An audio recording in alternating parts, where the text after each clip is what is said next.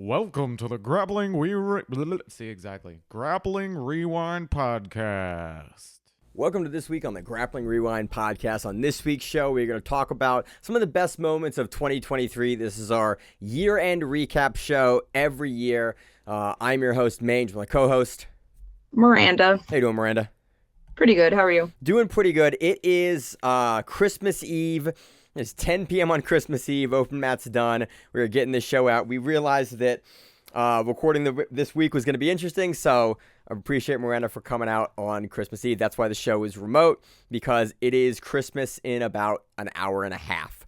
So happy to be here. Love doing it. But we're going to do our year-end recap show. We are basically going to steal a bunch of stuff that Flo had, because Flo has some pretty good lists this year, and also include a bunch of other moments that we've compiled with Miranda and myself, some of the other Grappling Rewind folks, as well as some other listeners of the show that have sent stuff in. Again, really appreciate those submissions. There was some great stuff over the week that I got a chance to go look at. I'm like, oh, that was a really great moment. Oh, that was this year. And I got to go back and rewatch some grappling, which, again, is a big piece of why we do this show. We are also going to do a small preview for Fury 8 and Medusa 5 that we kind of previewed last week because Josh and I got the dates wrong. So we'll kind of talk about those a little bit. Yeah, I'm excited. So in big news this week, two big pieces of news. One, Nicky Rod got his black belt from Craig Jones. And in other news, on the same exact day, yesterday, Miranda got a brown belt. Yeah. So Yay! congrats, Miranda. Yep. It was awesome to be there. I got to wear the holiday hat for your promotion, and it's great to see you getting promoted. I got to do ADCC pro divisions now, as you've been doing for a couple of years now. So really cool to see that. Really cool to be a part of that. And congratulations. So now all the listeners know that you got your brown belt the same way Nicky Rod got his black belt. Now Yeah, I mean that's kind of a fun story, right? That is a really cool story. We were sitting next to other promotions because you were in the line with me. And I poked you. I went, hey, same to Nicky Rod got it. Or got a black belt. So it's cool. No, I didn't get a gun. Like, he got a gun. Like, I think that's a joke from. And everyone's like, I think that's a joke because Danaher gives guys knives with promotion, and he gets and it's you can read about it. It's actually really interesting to think that's because he does primarily nogi. He gives you the belt, and you get like a fancy knife because he's very into knife. Years and years ago, when Emil was the primary co-host of the show before Miranda took over the co-hosting slot, and Emil kind of stepped out. Emil actually had trained with Danaher over the years when he was living in New York. And Emil had some, in one of the earlier Grappling Rewind shows, talks about Danaher's kind of fascination with knives and kind of where that tradition comes from, because he has a background in material sciences, and so they had many conversations, or a couple conversations over the years about that. So it's back way in the Grappling Rewind archives. But I think the gun, him getting like a Smith & Wesson or like some sort of revolver, was really funny as part of that picture. He is now no longer the black belt slayer. He's just the slayer. Yeah. Which I think is funny. They have two documentaries that I'm in, actually. I'm in both of them for the black belt slayer. And every, probably 6 months, I would get a message or a text or a DM of like, hey, you're in this. I'm like, yep, I'm aware. And it's always very funny to have people go, is that you? Like, yep, that's me. I'm in both those documentaries for various reasons.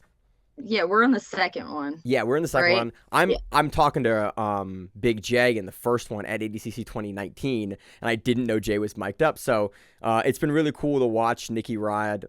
We've basically been covering him since he was blue belt, but before he even won trials, we were covering him kind of locally because he was this big dude that was like doing really, really well. I actually knew one of the guys that he competed against at the trials in 2018. And it was it's been cool to watch him progress, and finally is now a black belt.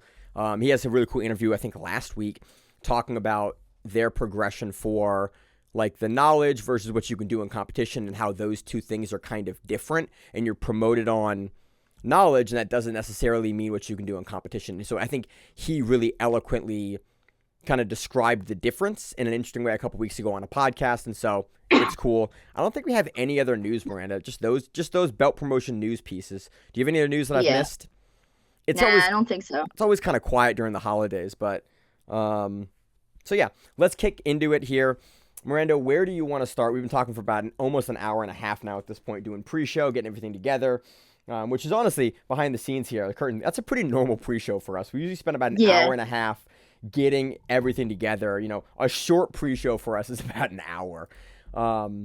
Yeah, we definitely go over everything. Yeah, that's good. We try to make sure that we have everything covered. Yep, and if we don't, I love getting the DMs about like, hey, this is incorrect, so we can correct it for future. I'm gonna make some changes, hopefully coming next year. We're hopefully gonna get gonna get more consistent timestamps for the podcast. Going to hopefully get back to updating the Grappling Rewind website. We do have a website with some more current like news, events, and also hopefully getting our events list merged back to a public-facing website, so you can go to grapplingrewind.com and look at like the event list that we see, that we curate from all the various services and professional events for stuff we cover and stuff we don't cover. But we used to run that back in 2019 and 2020. But it was just such a pain with what we had back then. And so hopefully with the new system we have, we'll be able to get a public facing event list for 2024. And that's something that Miranda has had a huge piece in helping out with. And I appreciate that. So Yeah. we got lowlights of the year, or like that was gross moments of the year. We have male grappler of the year, female grappler of the year, which is really contentious this year. We have breakout grappler of the year. What Flo has, but Miranda and I have a consensus on who that is for us. And then we also have like, just that was a neat submission or a neat moment or a cool run. Yeah. Maybe someone didn't win a tournament, but they had a really cool sub throughout their tournament later in. And so we're going to talk about all of those this week. Miranda, where do you want to start for this? Let's start with male grappler of the year. I just picked one. Going down the list. So, Flo has some good candidates for this. They have Diego Pato, they have Dante Leon, they have Victor Hugo, they have Mika Galvao, and they have Nicholas Margali and Jacob Couch. I love Couch. His biggest moment of the year was obviously winning ADCC East Coast Trials. That phenomenal run. I got a chance to interview him after that. It's so cool to watch his arc kind of not coming to a close, but finally like getting that big win and moving him into what he's been working on for so many years. And it's such a fan-friendly grappler, just like a nice guy. A lot of grapplers, a lot of guys in the sport are not the nicest folks publicly. Jacob Couch is absolutely like one of the nicest guys I've ever had the pleasure of dealing with in grappling, and so it's phenomenal to see him be able to do that. So I am very biased towards Couch and his achievements this year, just personally because it's been so awesome to watch him through the Daisy Fresh series, and in all of these like trials and various matches that he's had, from the Gordon match last year, the year before, and then his development into being able to win a hugely stacked division in 88, then getting the sub over a guy like Elder Cruz in the finals of that division. It really goes to just talk about the phenomenal run that he has had this year. Any other Couch moments? No, I mean that's most of it. ADCC was probably the highlight of the year for him. He's had a few other matches here and there. But yeah, I mean, he is probably one of the nicest people that you'll meet, like outside of competition. So always a dude that's happy to see me. It's always cool to have guys that are like genuinely happy to see you when you run up to him. He's like our people. He's like the people's choice. Oh yeah, for absolutely. for the division. Yeah. Another guy that had a really great year, and so again, we are Grappling Rewind. We don't usually actually pick who we think. Occasionally we do, occasionally we don't. Yeah. This one, I'm not sure if we'll have a list, but I want to run through kind of some great moments of the year that Flo has, because they've put together, as every year, put a good list together. They have Nicholas Margali on this list. Margali had a fantastic year in both the gi and no gi. And we're kind of talking about, as we've done the show more and more, how the gi and no gi are becoming two wildly different sports.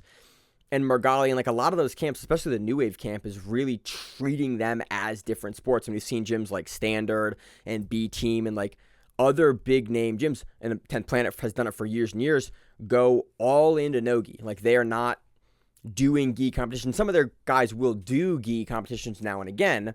But Margali at this level still being able to do, perform phenomenally in the gi, and then perform and even sub Kainen in no-gi. He beat Penna in Nogi at Fight Pass Invitational like a couple weeks ago. His win over Duarte by choke is just like, Margali is absolutely one of the best grapplers in the world. He's in the big weight classes, so you have the opportunity to take those absolutes. But Duarte right around here had just won the Polaris GP, which we'll talk about that event in a little later here.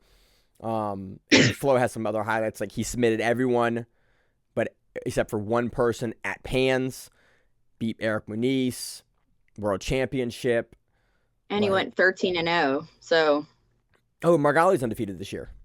Yeah. Yeah, not a lot of guys are undefeated this year. I think. No one. I mean, think about who's the last person that beat Marigali. Craig Jones. Yeah. At ADCC 2022, right? Yeah. Yeah. He hasn't lost since. Yeah. Oh, that's crazy. I didn't even think about that. So we're talking about this later. I'll preview it now. Pisana, Gabriela Pisana. That's also, from what we see, looks like she has like 49 or 50 matches this year. Not a single loss, which is crazy. We talked about, back in 2018, we talked about Margali on our year-end show as well. And we talked about, it was really interesting that that year he didn't win every match, but if he beat you, he subbed you. So it's like he had 100% submission rate that year, and it was just wild. And like I think he only had a couple losses that year, but it was just wild. I think it was 2018 that we again talked about Margali at the end of the year.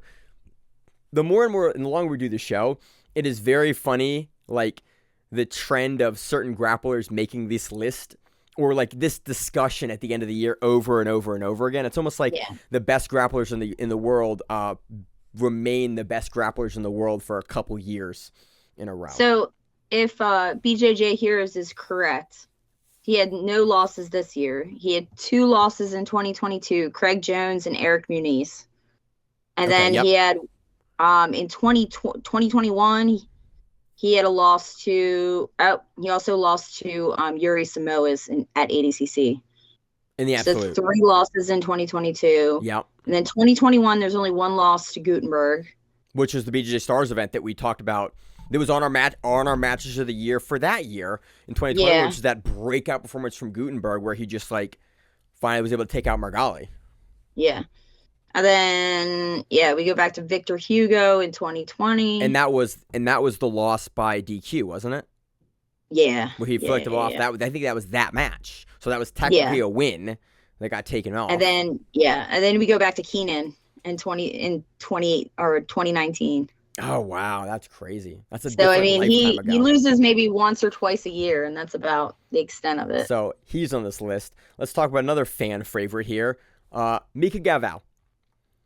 His ability to repeatedly suplex people from the front headlock is a terrifying technique that he has brought into our sport at the highest level.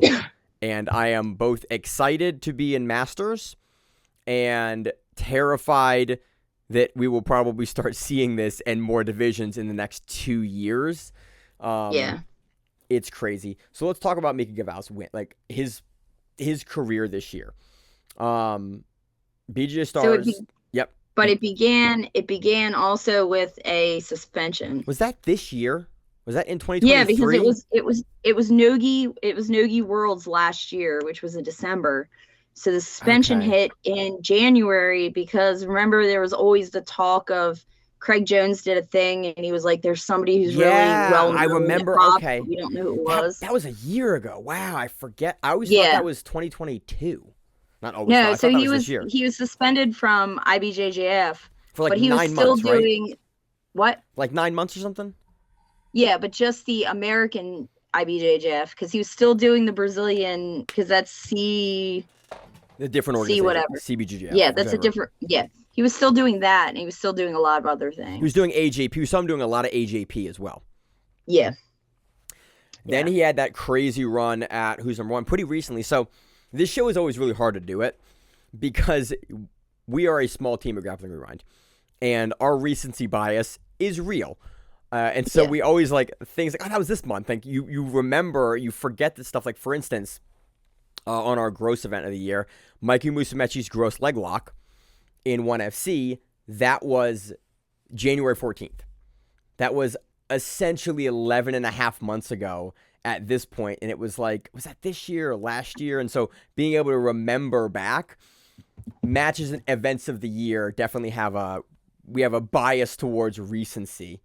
Mika Gavao in the 170 or division for who's number one, his win over J-Rod that was incredibly impressive for again the toughness of J-Rod, but J-Rod's wrestling we know is very good. For him to be able to suplex J-Rod over like twice and win that match, and then his match versus PJ Barch where there was the flash KO knockout, then he flying armbars PJ Barch. Yeah.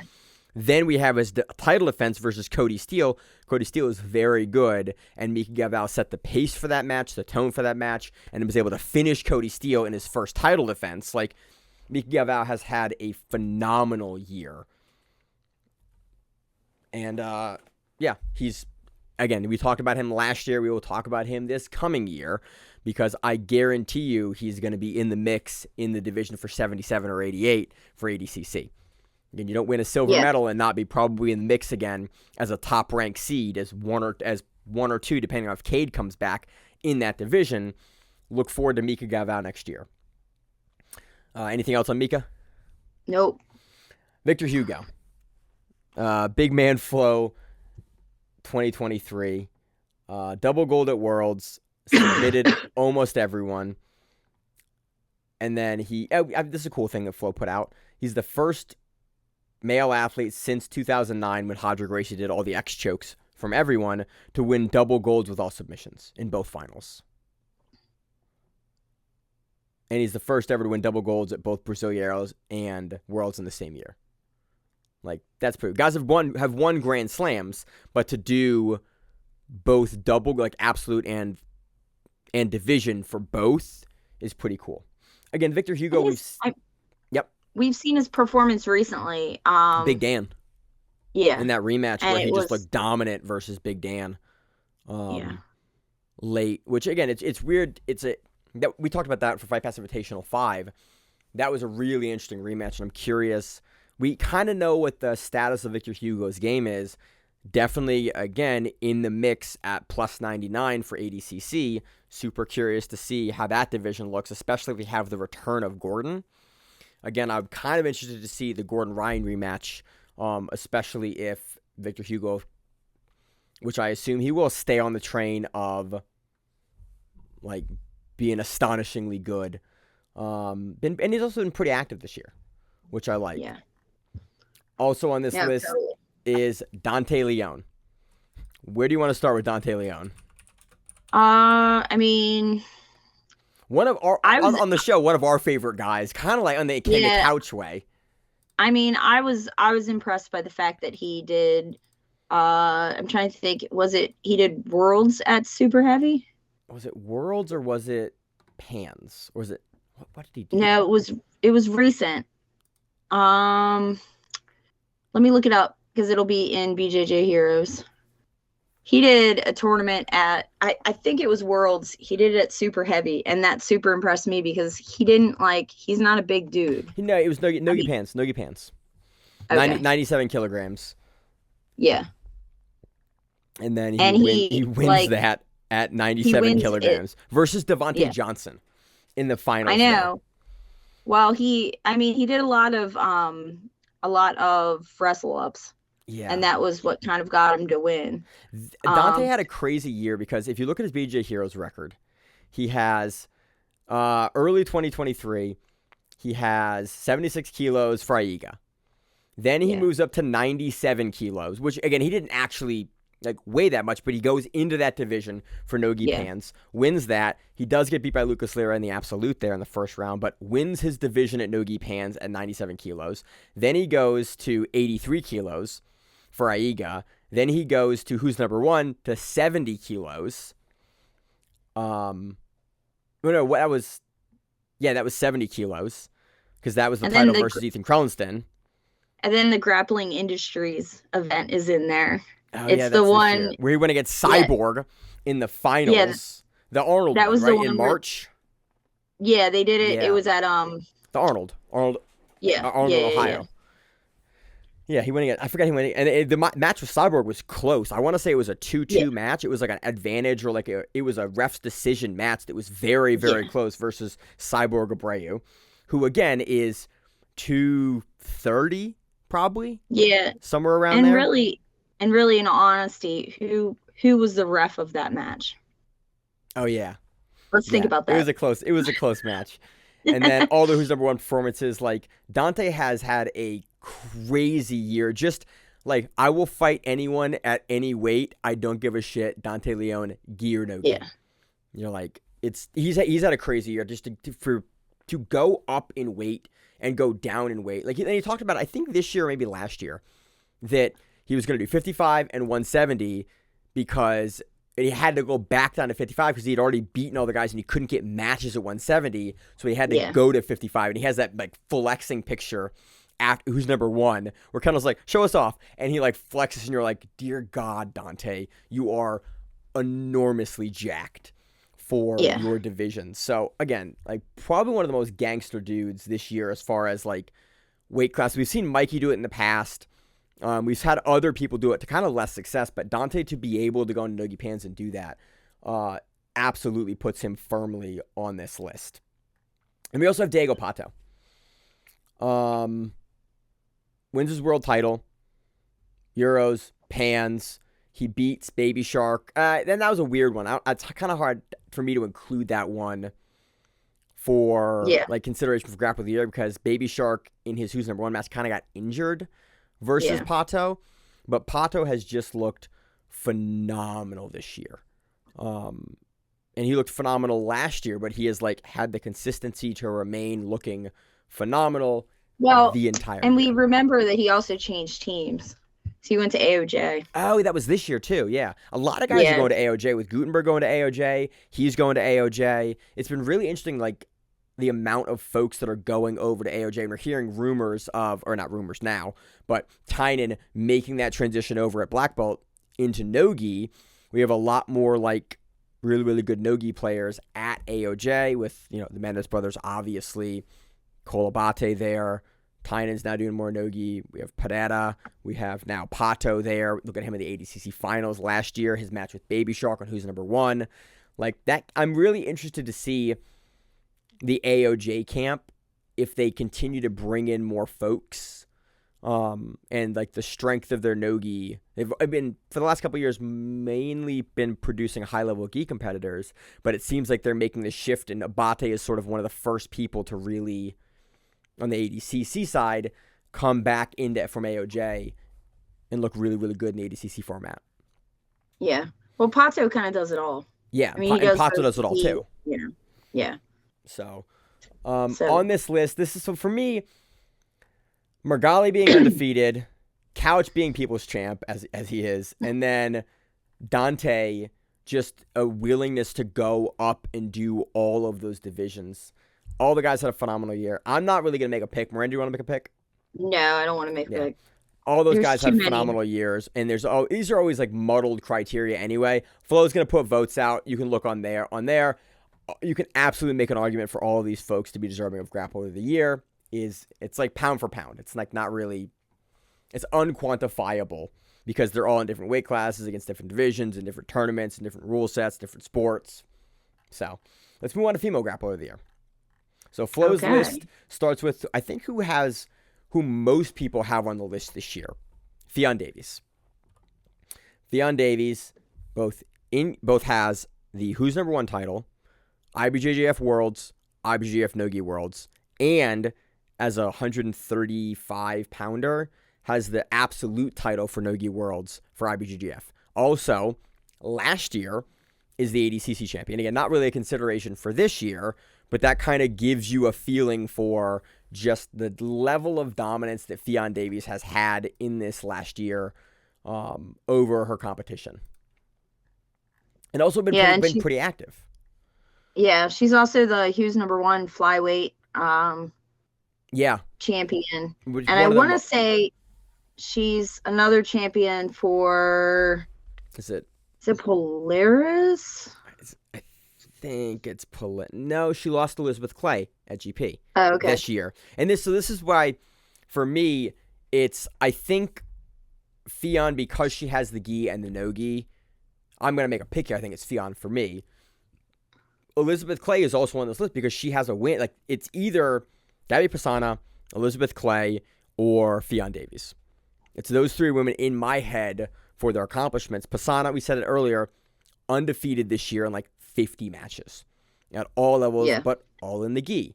Fionn doing both gi and no gi and having world titles in both gi and no gi in the same year is very rare.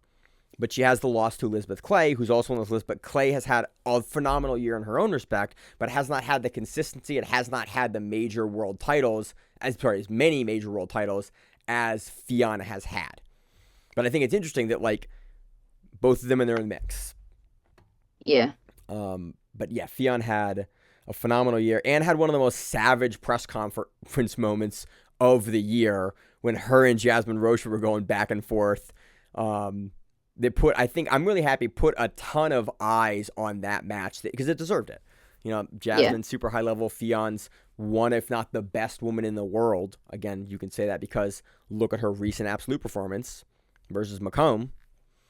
You know, I think Fionn is we have a pretty strong argument for Fionn. And her her run at Nogi Worlds this last time, both her division and absolute, she wrecked basically everybody she went against. Oh yeah, they weren't like close matches. No, she wrecked most of them. She were put like 20 points on him and then subbed him. Yeah, which again. So let's move on to Gabrielle Pisana. Again, being undefeated, doing the events that Gabrielle is doing is almost unheard of. It just doesn't. I mean, it's Gabrielle Garcia. Gabby Garcia's like level of domination in that division, and then Pisana has a win over Garcia. Well, and Pisana's the one who face planted her, collar dragged her into her face in like and made 21, her retire. I think in 21, and that's when she retired. Yep. But the passing the Gabby crown at the heavyweights, Pisana has had in the gi the best year of any grappler. Yeah. She has been less dominant as far as like submissions at the highest level than Fionn has, I think, though. Yeah. But true. But again, she's had so many matches in the gi that, and she does have an absolute ton of straight ankle lock wins this year. Like, I think every we're looking at a BJJ Heroes page before this. I think every like third or fourth sub that she has, I take that back actually. She has been phenomenally dominant with submissions. I misremembered that. I'm looking at her record again. Most of her wins are by submission. She has absolutely been dominating the absolute for what? It looks like about 3 years now, pretty much. 2.5, 3 years now, into 21. If she's there, she's going to win it. I mean, it's kind of a known. In the gi. Yeah. Just a phenomenally dominant performance over and over and over year with the ankle lock, choke from the back, ankle lock, choke from the back, straight ankle lock, choke from the back, ankle lock, rear naked choke, ankle lock, like 50 matches. Brasileiros, world championships, like the Jiu-Jitsu Con events, the BJJ Stars events that happened this year. She won those. And AJP World Pro title this year, which we don't talk. Next year I want to talk more about World Pro. World Pro has been the past 3 years at really inconvenient times to cover, but World Pro is really cool. It's also not the easiest to find. Yeah. London Grand Slam, Pan American champion 2022, moving on to 23. Pan Americans this year, both weight and absolute for Pan Americans. AJP London Grand Slam, 2 sub wins in that. I think she's also Grand Slam champion this year as well. Like, European champion. In the gi, hands down, Pisana is the best female grappler of the year. Yeah, I agree hands with down. That. In no-gi, I think Fionn takes that, but they're kind of two different sports, and it's weird to consider them in both because we have folks that do both. Also in consideration, Flo has Maisa Bastos in this as well. Maisa Bastos had phenomenal performances this year. She has Pans. She has another Grand Slam. She has all 4. Yeah. It is unfortunate when we talk about like performances across the year for women like Maisa who are on the smaller side because they get thrown into the heavier divisions for Nogi a lot, and Maisa doesn't have an opportunity to win an absolute title. Yeah. And so it's weird because Pisana has the opportunity to win because of her size, has the opportunity to do both. And so for consideration, essentially Bastos has half the matches, but it's the Bruno Malfacine problem and the Kyle problem and the Mikey Musumeci problem. It's like, at your weight in your division, some of the most technically solid and best grapplers in the world against your opposition, but you just don't have the size to go up and get 20 extra matches this year in the absolutes. And so we're only seeing you against the same sort of collection of folks in your division. And I want it to not take away from their performances in the year, but it does make it harder for me to consider them when we're doing pound for pound stuff. Like guys like Dante, we can see them against a larger range of opposition. With Maisa, we kind of see her in her divisions being as dominant as you can possibly, like Rokako Yuasa levels of dominance at that division. But for like Grapple of the Year, it's really hard to she's in an odd spot. And I've always every year kind of struggled to talk through how I want to consider the smaller grapplers for these end of the year, because usually they're not winning it because they just don't have that variety to no fault of their own. Yeah. So, but Maisa Bastos, again, world pro title, another Grand Slam for IBJJF, and then looked phenomenal the whole year. Yeah. Liz Clay, I already kind of talked about Elizabeth Clay. I think this has been one of the best years for Elizabeth Clay. I think this year she has a win. I know she has a toe-hold win over Fionn at Polaris for the GP to win the GP, and that was a tough GP. And Clay looked very, very good. Again, to sub over Fionn. And she won who's number one, the featherweight title over Brianna St. Marie.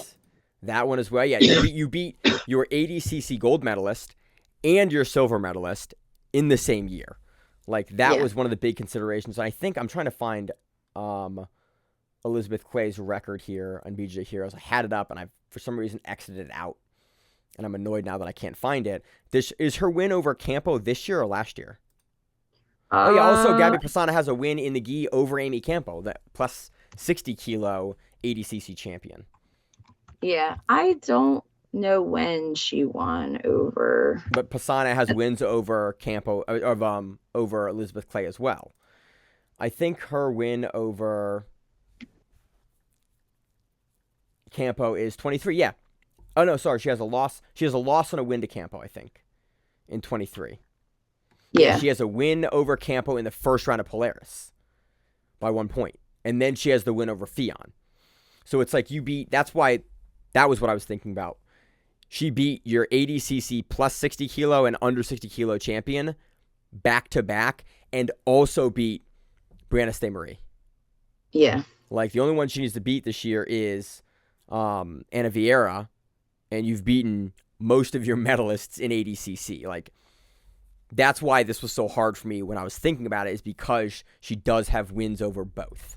But again, Fionn has more success, has both of those world titles in the gi and in no-gi, so that's why she pushes over. But I think it absolutely is worth consideration for Elizabeth Clay. But Elizabeth Clay does have a lot more losses this year to like Thalita Silva, Vanessa Griffith, Amy Campo, Thamara Fajeda.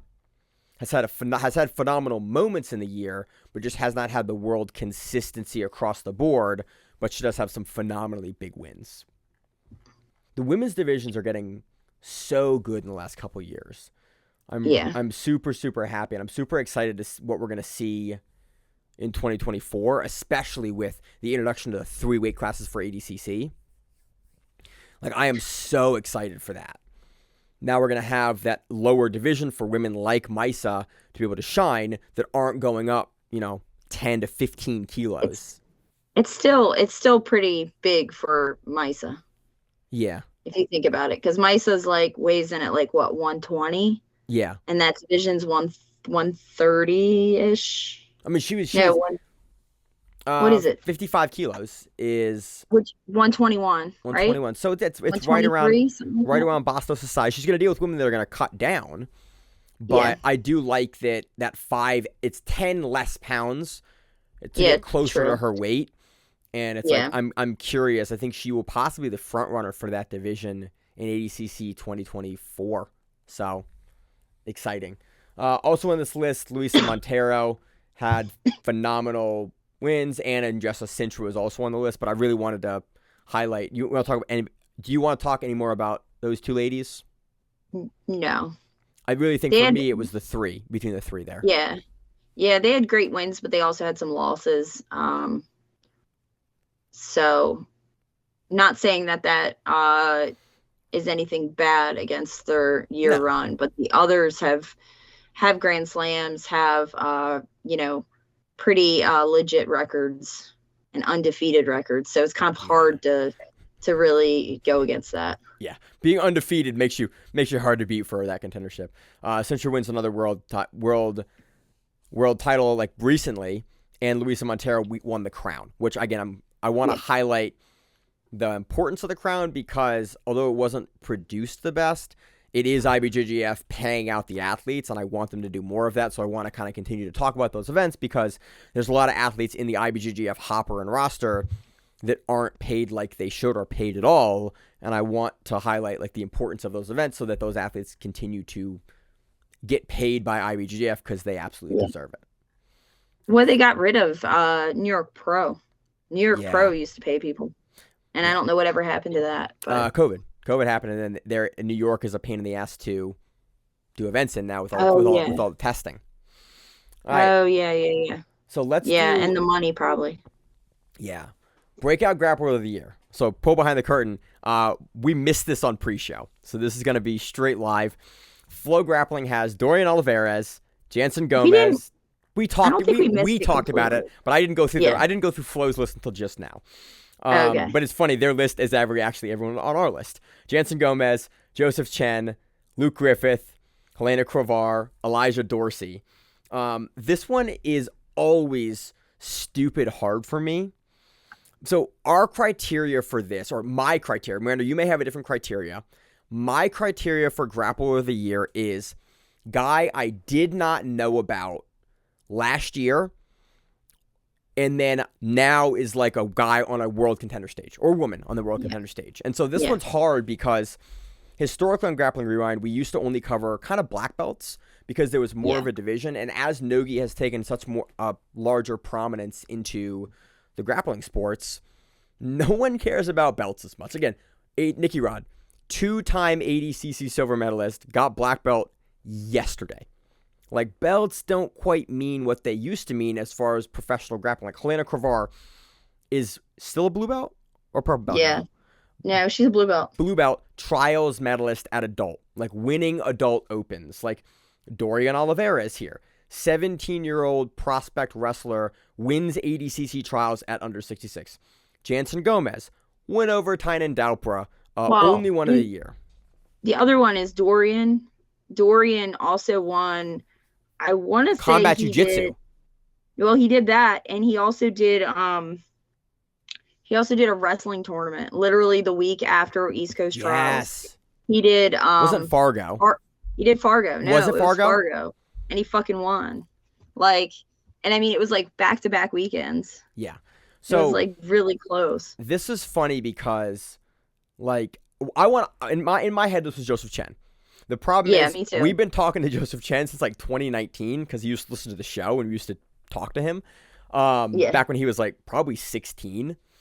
But Joseph Chen was a guy that like we knew about, we knew was good. We saw him on Who's Number One last year, but for him, he was always like, we knew he was a really good guy, but it was always that question of, is he going to make it there? Is he going to be able to make that leap into like ADCC, into the trials?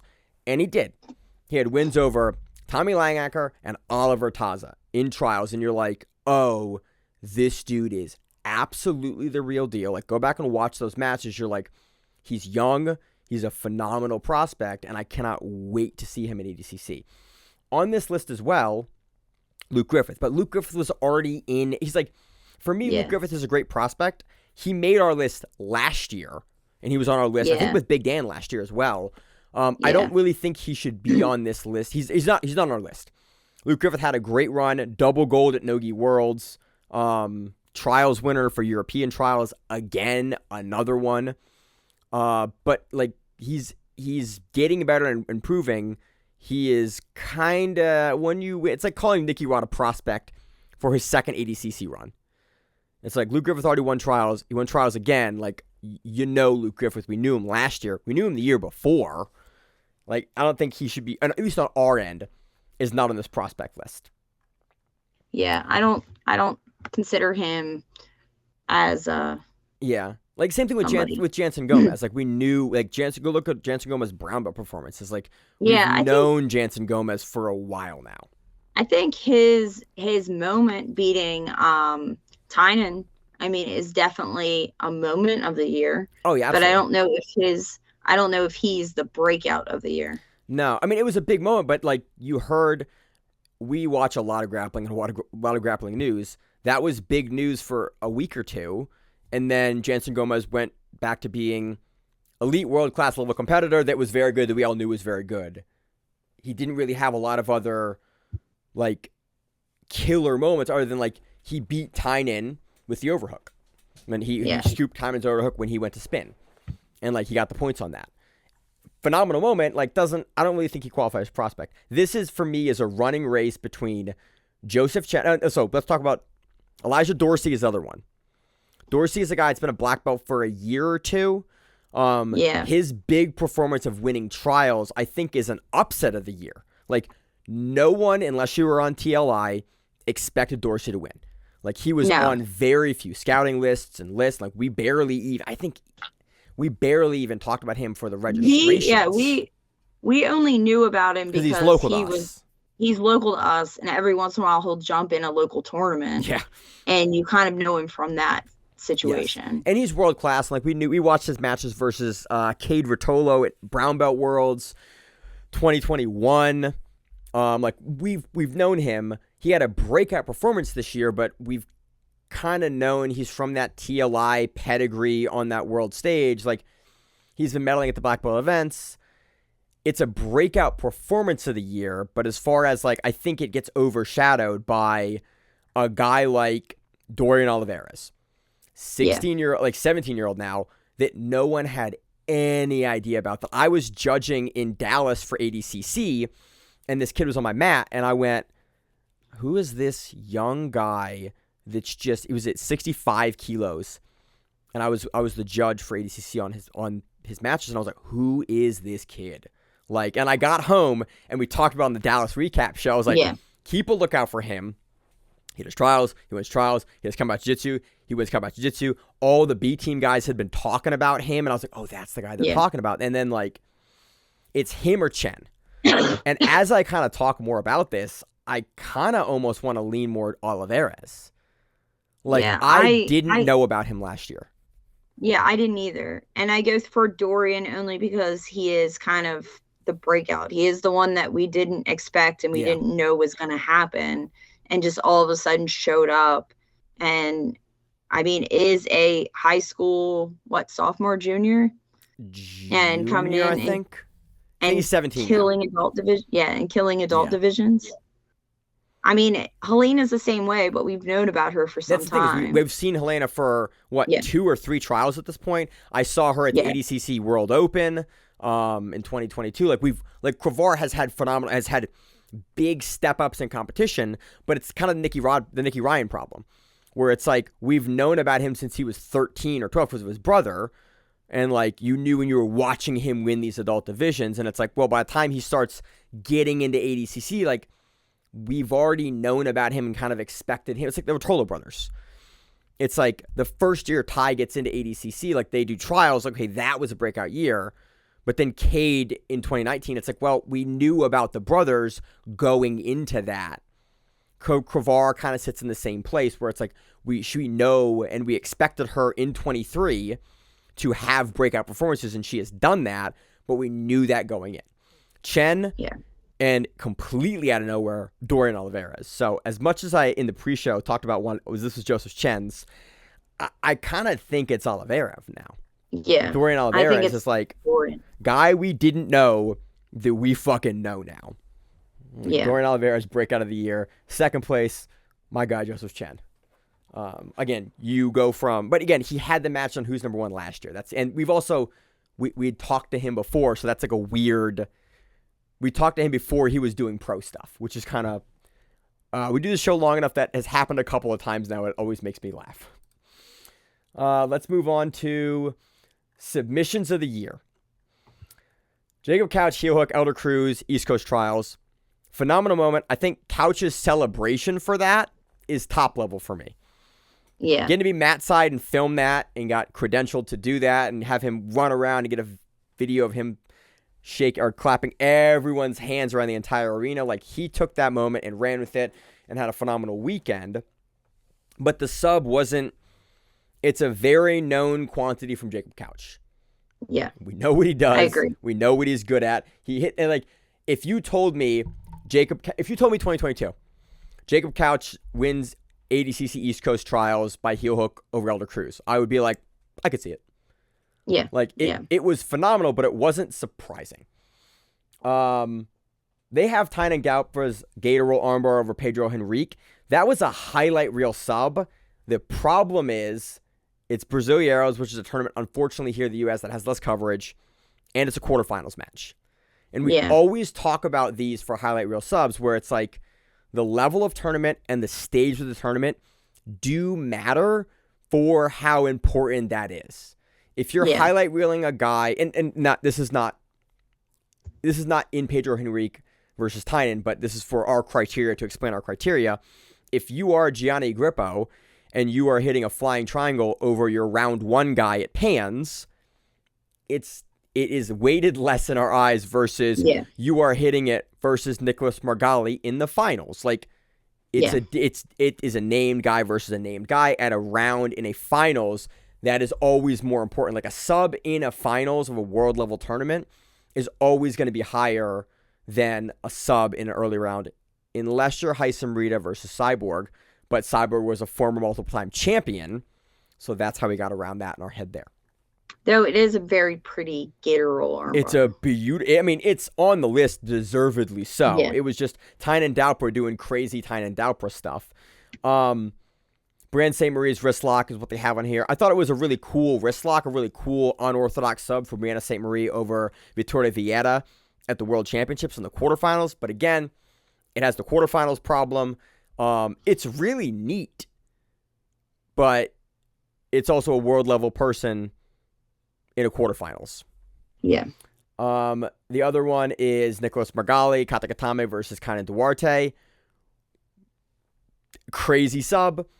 And it's also Margali finally not finally beating Duarte, but beating Duarte, who is the ADCC under 99 kilogram champion in in no-gi, which was a huge upset at the time, unless you were Josh and then every Margali fan going, he's going to do it, and being entirely correct about that. Miki Gavau's flying armbar over PJ Barch. This one is kind of caveated because Barch had been knocked out 20 seconds before, maybe. Yeah. So it's like, as much as I love to include this one, this is maybe not the same Barch that you would have gotten if he had not been just flash KO'd prior.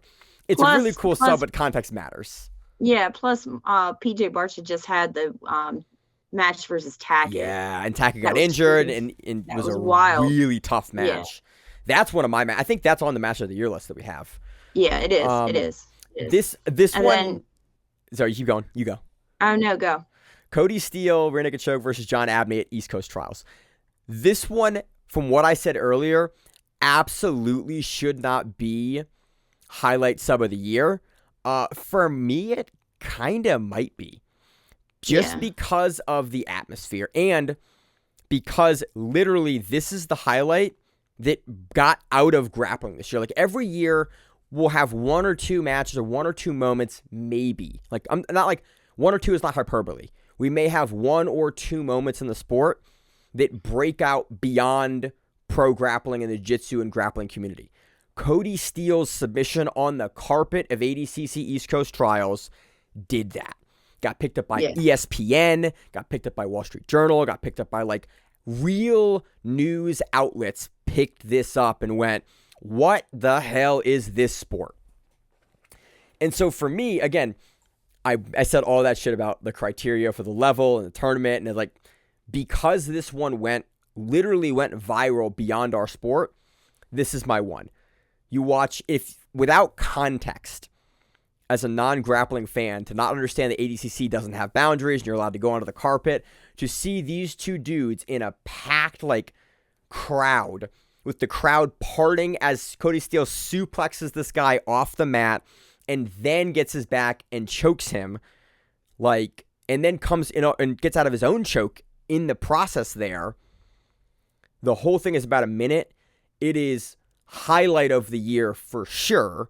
Maybe not submission of the year, but definitely highlight of the year for me. Yeah, I agree. It's definitely a high point of something that is broke out of the like small grappling community that does exist. And it was fun. It was fun. And to be live there and to see it happen live, everyone just screamed. I missed it. I missed seeing it live, but I saw I saw the suplex from like 3 mats away. I was like, that's Cody Steele. Oh, he suplexed that dude. Oh, they're on the carpet.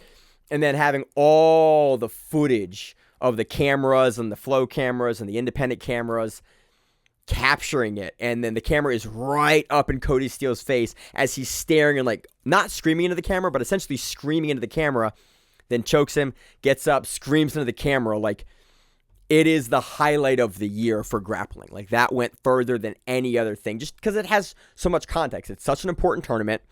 It is an open tournament where it doesn't have any criteria to register for ADCC. Cody Steele gets in as a late replacement. He gets a slot there, has that performance a week after winning an MMA fight. Like, context matters, and like the level of the tournament for me, and like just how viral this went takes it for me.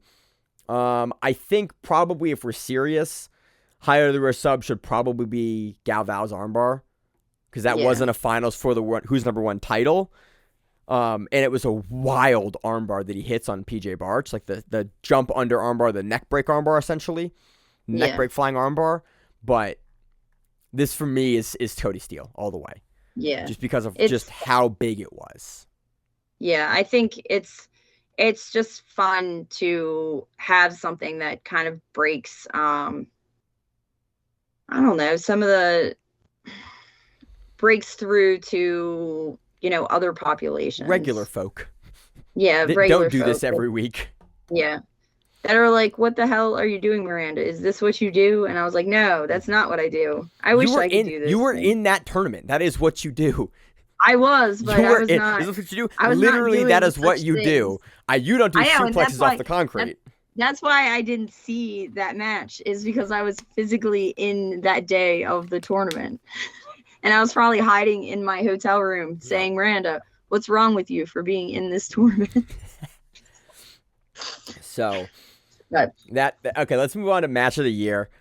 We have a bunch of stuff here, so I'm gonna quickly run through what Flow has, and then I'm gonna run through some of our stuff, because Flow awards for the year only Flow events, and because we are independent, we cover all things that are not on Flow. We cover grappling in general, so we have a little bit of an expanded list for some other streaming services that are not Flow.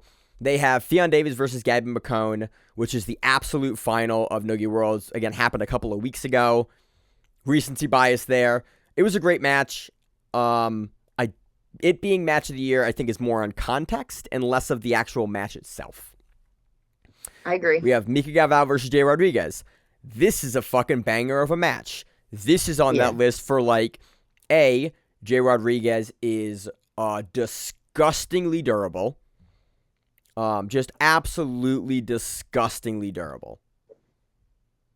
And this is one of my favorite matches. This is a match that I will go back and rewatch for context, because, again, not really a prospect fight, but two super young, super high level, super game grapplers going at it this was technically the first round of a 4-man bracket, with Tackett, with Mickey Galvao, PJ Barch, and Jay Rodriguez. But this was just a wild match through and through. This is the multiple suplexes that we talked about in the earlier sections of the show. Go back and watch this match. This deserves it. Also in this tournament is PJ Barch versus Andrew Tackett. Also in this division of this tournament, which is, I think, the best performance we have ever seen from Andrew Tackett. Yeah, I agree. We have never seen anyone do this and put a pace on this on PJ Barch like this since maybe like back in his purple belt career, maybe. But I can't think of a match offhand. Andrew Tackett gets injured here at the end. He does win the match, but he can't go on to fight Mika. It's a match we need to see Mika Galvao versus Andrew Tackett in 2024. Like, that is the match that we need to see. But this match just shows why we need to see that match because of how good Andrew Tackett has gotten. Also on this list, Joseph Ten versus Oliver Taza. It shows you how savvy both Joseph Chen and Oliver Taza are in the ADCC rules. But I also would say it was Langacker? Yeah. I mean, I don't know. I think we'll come back to that. This is a phenomenal match. For me, this match, even more so than the Langacker match, just shows how savvy Chen and Kaza are in the rule set. Like, the roll-throughs in this match, the thought for how you're ending up on top or position, or specifically both guys having a very, very good understanding of ADCC rules and how to win. You have Joseph Chen looking for his first Trials Championship. You have Oliver Taza looking for, I think, his second Trials Championship to get their spot to ADCC. Like, it doesn't get much higher level than that. Also, Chen, before this match, going through Langacker in his division, another Trials winner previously. Like, this is just one of the most savvy ADCC matches we saw this year in the European divisions. Also on this list, which I think it wouldn't be on my list, but it is a very cool match. It's a showcase match. Mika Galvao versus Cody Steele. Mika Galvao, again, like the other matches on this list, just puts a phenomenal pace on Cody Steele. And we see that suplex over the top again. We see him be able to kind of get through Steele's defenses over and over to eventually get the sub late in the match. And it is his first title defense on Who's Number One. So that context does matter here. We also have the last one for Flow Grappling. Adam Wardzinski versus Felipe Andrew, the Pans match. This is one of my favorites. Dude. Do you want to go on? It's pretty crazy. Yeah, I'll go on.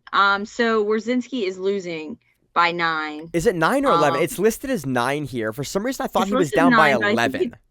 I think it's closer to 11.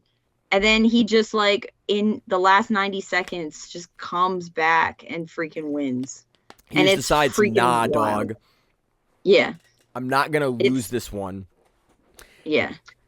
So in IBJJF specifically, it is very rare to get reversals of points. Like, someone being up 2 points in the last minute. Black belt matches are 10 minutes. Being up 2 points or 3 points in the last minute of the match is a death sentence for 95% of matches, Miranda? More, probably? Yeah, I would say so. You have functionally, as long as you don't fuck up, you've won the match. So Felipe Andrew being up at least 9 points with 90 seconds left is like, oh, Felipe Andrews got this. He also historically had beaten Wardzinski a bunch before.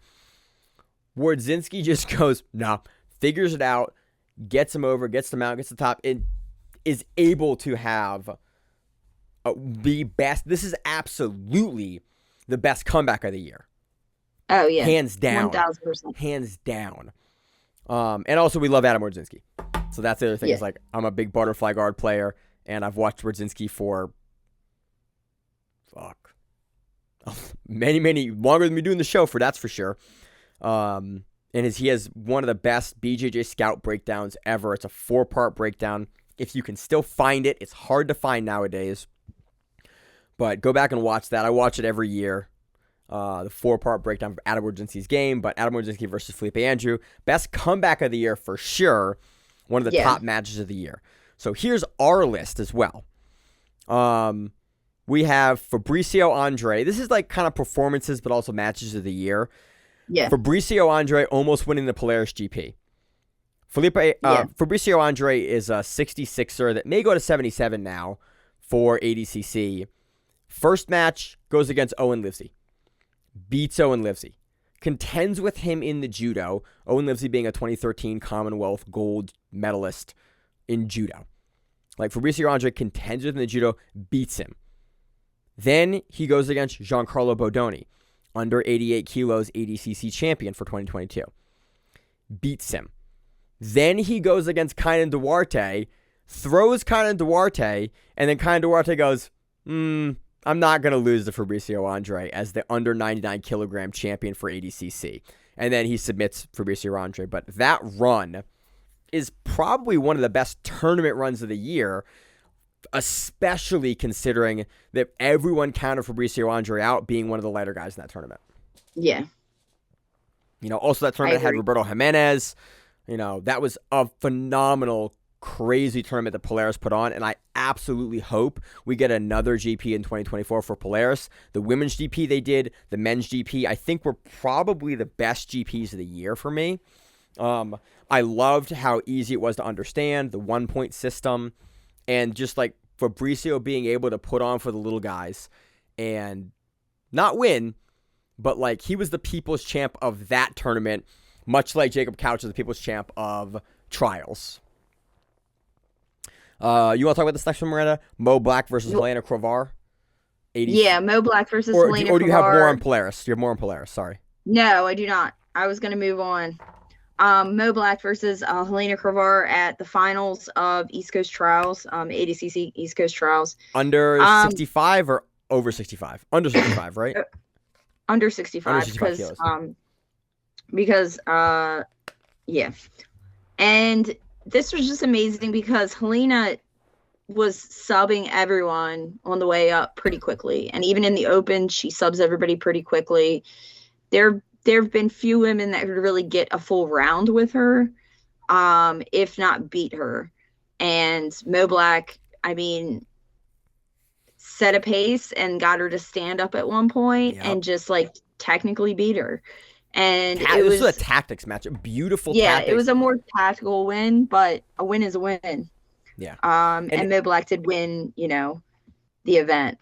I don't know. I was impressed by that just because you don't see Helena lose many times. And we looked it up, and the last time, she had lost was Clay. at Trials. West Coast Trials. Yeah. Yeah. Again, in the blue belt division, she's beating, but when she goes into these adult tournaments, still uncommon. Yeah, she's still beating almost everyone. Yeah. And then I'm going to go my next match, which is I added this match in only because when this happened, I literally jumped up and down on my bed and screamed at the top of my lungs. And it was Rafael Lovato versus Elder Cruz at Who's Number 118 when he rear naked choked him. That's what got Lovato the title fight. Yeah. I was so happy when this happened. You love Lovato. You're a huge fan of Lovato. I am a Lovato fan. And the fact that this happened, and I just remember out of all the matches watching this year, this was the one where I was so excited that I woke up everyone in my house and probably the whole neighborhood. So it was a special moment for me. I don't know, I don't know if everybody else agrees with me, but it was for me. We also had Luke Griffith. It's not listed. It's not a match, but it's, again, we talked about Fabricio Andre's performance there, and Mo Black's kind of run up versus Krovar. Luke Griffith's run at Nogi Brown Belt Worlds. We typically don't cover a lot of Brown Belt Worlds, Nogi Worlds, or Brown Belt Worlds in the gi because it's a time thing, and we already usually are covering about 20 to 30 matches that episode. But man, he subbed, I think, everyone in the entire run for Nogi Worlds at Brown in double golded.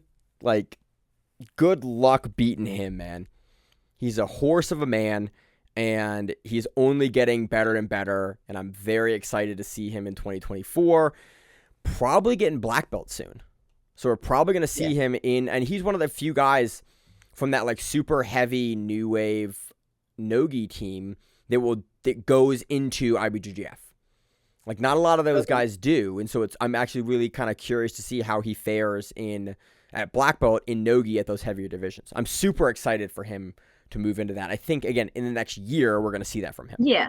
And I think, I mean, he's basically outside of IBJJF already competing at that level. And he has been for 3 yeah. years at least. You're doing trials. Yeah. Like, you're in with everyone, the best guys in the world.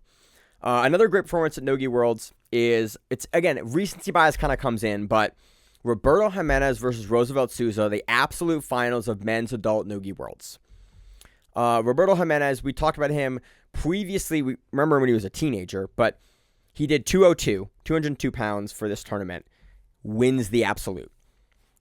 Historically been a smaller guy, gone down to 170 in the last couple of years. Like, he does trials at 77, doesn't he? He won trials because he's against Majid and Mika. Yeah. Yeah. Like, to have a guy in the smaller end be able to win, and then win in the commanding fashion that he did, getting out of the armbar versus Roosevelt Souza, and then being able to come back and choke Roosevelt Souza in the finals. Like, one of the best back takers in the world, the best double under back taker in the world, and probably one of the best scramble back takers in the world. Roberto Jimenez was on something else for this tournament, and it was wild to see. That is definitely one of the top moments and top submissions, just for the context of, like, him coming in about 200 pounds, being able to take out Roosevelt Souza, who's 240, something like that. Well, and before that, he had taken out Hanky Jalissa. No, right? Roosevelt Souza took him out. Isn't that how you said it? Yeah, Hanky Jalissa. Roosevelt Souza took him out. No, Jimenez did. Oh, I watched I remember that. Yeah, he Roosevelt Souza took him out at weight. At absolute. At weight. Jimenez had him at absolute. Oh, because he single legs him. I remember that. Yeah, I got that wrong in my head. Because he was shooting on him the whole time. Yes, and he single legs him, I was like, takes him down. That's a big man to be shooting on. Yeah. We talked about that, like him lifting up Big Dan at the ADCC Europeans, and then Jimenez lifting up him. It's like, that is crazy. How strong Hanky is, and then Jimenez can get him down. So yeah, Jimenez's run at Nogi Worlds is absolutely one for a year-end recap. Another cool one, I meant to have this is out of order here. I meant to have this in kind of subs for the year, but Pedro Maya's submission over Elijah Dorsey. We talked about Elijah Dorsey in kind of breakouts of the year for Flow. Pedro Maya's standing cross-collar choke in the gi, where he basically drops Dorsey, one of the most savage moments of the year. Again, doesn't get me set of the year because it's not in a finals, but it's still, like, to know how good Dorsey is, especially Nogi, was a wild moment this year. To see that, because standing cross-collar chokes are so rare at the highest levels, especially with a guy as high level as Elijah Dorsey. So Pedro Maya getting that sub win over was another huge moment of the year.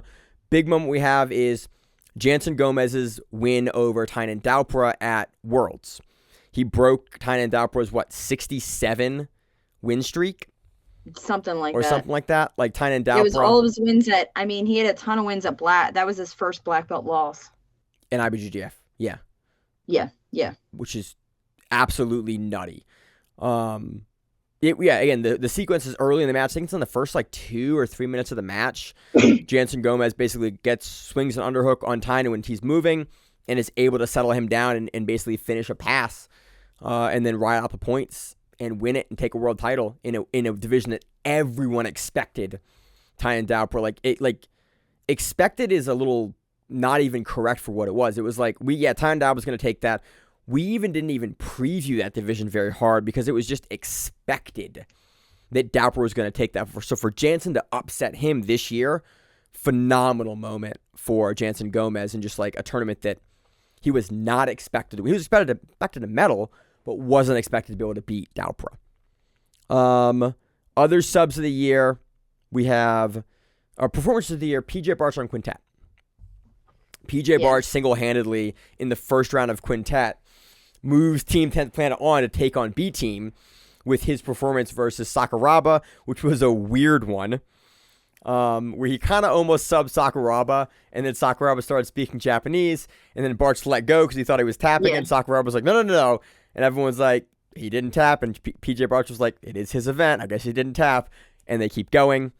He has a win over, I think, Daisuke Nakamura in the first round there. And they go on to take on the B-Team Bulls later in that event. That event was a ton of fun. And that event also gives us a sub of the year. Craig Jones step over toe hold or crossover toe hold on Boogie Martinez, subbing both Richie and Boogie back to back, both Martinez brothers, two guys that are, or Craig has subbed Boogie before, but Gio Martinez was notoriously astonishingly difficult to put away. So for him to do that back to back, specifically so that Joseph Chen didn't have to face anyone, so that he could go on and win ADCC European Trials the week after, was a pretty cool moment of the year. That is, Miranda, that is all I have. And then the only thing I have is gross moments of the year. That is the last. That is the last thing I got. Yep. And gross moments of the year. I got two of them. I got Mikey Musumeci versus, I'm gonna butcher the guy's name. I'm gonna have it up. It's Bayan Duran Gantamer, where he broke his leg. He broke, I think, what I read was he broke every bone in the leg. He broke like 8 bones in the leg, and every ligament in the leg and some in the foot. And it was just the grossest thing. And that was January 14th, 2023. And then I had a chance actually to see Mikey Musumeci versus Osama Aswari at one in Colorado. That was a cool moment for me, but like other Mikey moments that are less gross was that and the rest of his submissions. Mikey Musumeci is perfect on the year. Or sorry, other than that one match versus Gantamer, he's perfect for subs on the year. Sub over Shinya Aoki with an Aoki lock. Triangle armbar by Jared Brooks. He beats Osama by submission. And then his gross moment of the year versus Gantamer. And then the other gross moment of the year we have is the week after rematch of Tommy Langacker versus Oliver Taza. Where Oliver Taza, one of the best heel hookers in the world, has Tommy Langacker in a heel hook, and he's just cranking, and we're looking at Taza's leg spin the wrong way and not break. And then Tommy's like, yeah, you get hurt a little bit sometimes. And it was super gross. It wasn't Vinny Magalhaes versus Craig Jones gross. No, and he competed like a couple weeks later. Yeah. So it wasn't that bad. And he was defending it, and he was doing other stuff, and the leg was like getting sprained, but it wasn't tearing and breaking, which is very different, not like the Gantamer match. But yeah, those were two moments we were thinking about, like, gross moments of the year. They both stuck out very prominently in my head were gross. And also, I want to add every J-Rod armbar that I saw him defend. So the ones versus Mika, the ones versus PJ, the ones versus whoever he had in quintet. Was it Owen? No, it wasn't Owen. Yeah. No, it wasn't Owen. It wasn't Mateusz Szynski. Was it Dinlau? No. Was it Dinu? I don't know. The European gentleman that we know is so good. I'm looking at his face. He's been on a ton of Polarises. Not Santeri. No, not Danu, right? Bicolau? No. I don't think so. I don't know. I have the quintet results up here. I just now need to go and find them. Looking for quintet results. It was versus not Amir Alam. It was the first round. It was Jed Hugh. Oh, okay. Yeah, all of the defensive versus Jed Hugh, and then the ones versus Miki Gavao. Those were also on the gross moments of the year. I think also Jed Hugh versus Mateusz Szynski, where Mateusz Szynski broke his foot in half. Yeah. And it immediately swelled up in like 3 seconds, where like the footlock was off and it was already swollen. Yeah. That was a super gross moment of this year as well. So those are gross moments of the year brought to you by Grappling Rewind. Yeah, I can't think of any other really good ones that were recent. No other big high level arm breaks or no. We're missing something, but like I this is a category I don't love to dwell on because it makes me go, gross. Well, was it Pans that one of the women's matches, the one chick was put out, like on her, so like she was belly down put out, and like Anna Vieira. versus Pisana. Yeah, there was that whole thing, but I don't remember exactly. Like, I remember there was a lot of drama around it, but I also remember Vieira was very upset because she was saying that she had tapped. Yeah. And if you watch the video, it's very hard to tell. Yeah. Yeah. And she was upset, which is, which you can put out. It's not the least traumatic experience. Yeah. But it's not like, go back and watch some judo. Go back and watch some local judo if you want to see some, like, he's dead, he's dead, he's dead. God, please call it. He is asleep. And then judo refs just standing over the person, like, dude, at least flip him over or something. Like, yeah. Like, judo refs makes me upset because it's a different sport and they're very slow. They have no willingness to protect the athletes. And it really bothers me to watch because every other combat sport, like, I'm watching Muay Thai refs jump in front of kicks and jump to cradle guys' heads when they get knocked out. And then you watch judo refs, you watch guys' arm getting broken and they're tapping. And judo refs are like, no, I'm good. Or you watch someone get put out for 10 seconds in judo and you're like, he's out. He's been asleep. He's convulsing in the triangle. So, we don't cover judo anymore, though. That was a 2017 Grappling Rewind.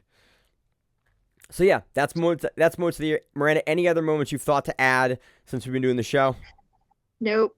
I think that's it. All right, it's been an interesting one. It has been an interesting year. Again, I hope 2024 is as fun as this year has been. This has been a phenomenal year for Grappling Rewind, and it's really great. This year has really, and really honestly, you being on the show, Miranda, has really reinvigorated my happiness to do the show. The show was a little bit of a grind sometimes in 2022, especially coming off of COVID, coming off my back surgery, and I've really enjoyed doing the show in a way that I didn't as much last year, and I am super excited to kind of continue. And that's, again, why we're kind of revamping the website and, like, doing some of the back-end stuff that I didn't have the desire to do prior. And so it's phenomenal to have you on the team and really to have the whole team we have at Grappling Rewind. It's, I'm excited to do this show for another year, and I don't think I would have said that at the end of 2022 in the same way. So, yeah, I am amped to be here and look forward to more Grappling Rewind. Let's move on to the recap section. Let's move on to the preview section of the show. Let's talk real quick about Medusa. Miranda, I am sorry I deleted Medusa somehow off of our event calendar. Oh, man. I'm so sorry. Man. I had some of it up. I know. Not all of it. You had it up. I had some of it I just up. went to preview it. I must have clicked off because I've deleted it. I know Alex Enriquez is in that. Alex Enriquez is in that bracket. I think she's who I think is going to take that. Yeah, she's the champ, to my knowledge. Yeah. It's a 16-man bracket for Medusa. It's a bantamweight bracket. Yep. And we have a main event super fight or co-main event super fight. Kay Hansen versus Bree Stick. We know Kay Hansen from the UFC. She's been on a bunch of other grappling cards. Really weird fact. So years ago, I used to go when I was with another affiliation. We used to go out to California every year, and Kay Hansen used to train at CSW with Eric Paulson. Yep. And I remember going into the room when she was getting ready, and she's not a big girl. She's a little she was young.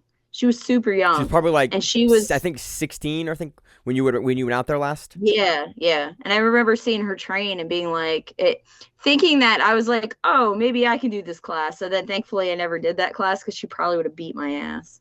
Yeah. So she's a very good grappler. It's fun to have her in that super fight. Alex Enriquez is here. She is the flyweight champion. We also have Ashlyn O'Connell. We have Sofia Casella, who I think also could have been on Breakout Performances of the Year for her trials performance.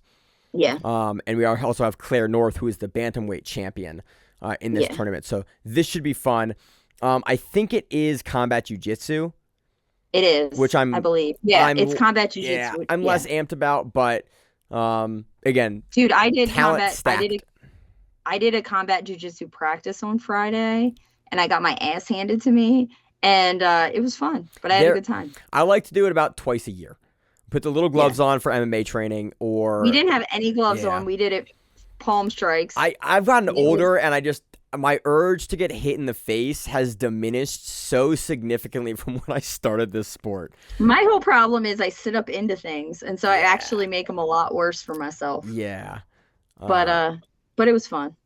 Also, this But next, yes. so that's what we got for combat for Medusa. Anything else on Medusa? We don't have brackets yet, so we really can't preview. One of those ladies that we mentioned is probably going to take it. They have a bunch of champions on the card here. Champions versus champions is always fun. They're experienced in the rule set. You have EBI champions coming in. You have CJJ champions coming in. They're fun. Moving on to Fury Grappling 8. Main evented by Aljamain Sterling versus Kevin Dantzler. We've seen Sterling on Fury before. We've seen him on Polaris. Look for him to wrestle. Very good grappler. He's either going to put Dantzler away or it's going to be a very slow-paced wrestling match. Yeah, it's gonna be a rough go for Dantzler. Yeah. Dantzler's really gonna have to kind of get something moving on him, and it's not gonna be the easiest task. Yeah, Sterling is just a really hard guy for anyone to deal with in grappling, especially because go back and watch his Polaris match. He puts a funny pace on guys. Also, and I'm pretty sure there probably won't do heel hooks. I don't know. They've changed that rule around a lot. Yeah. We never know with the UFC guys anymore. I think they're relaxing that rule, but we never know until the event starts if they mention it on the broadcast. We have Alexander Romanov versus Chris Dawkins on this card. Eric, your boy Anders versus Kyle Dawkins, Chris Dawkins' brother. Pat Sabatini versus Nico Price. Another fun. We have Amanda Maza versus Elise Shaw. And we have probably the match that I'm most interested in this whole card is Fatima Klein versus Cindy Ung.